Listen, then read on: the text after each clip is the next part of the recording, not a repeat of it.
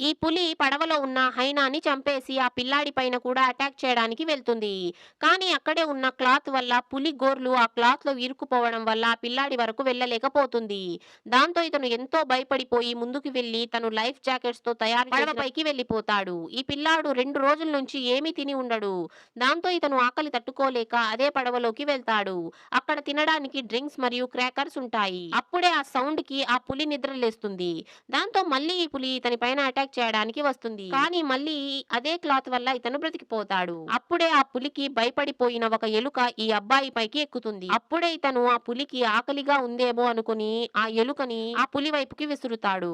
ఆ ఎలుకని తిన్నా కూడా పులికి ఆకలి తీరదు. దాంతో మళ్ళీ పులి ఇతని పైన అటాక్ చేయడం స్టార్ట్ చేస్తుంది. దాంతో ఇతను ఏం చెయ్యాలో తెలియక మెల్లిగా దారం పట్టుకొని తను చేసిన లైఫ్ జాకెట్ల పడవ వైపుకి వెళ్ళిపోతాడు. దాంతో ఇతను ఏం చేయాలో అర్థం కాక రాత్రంతా ఏడుస్తూ ఉంటాడు.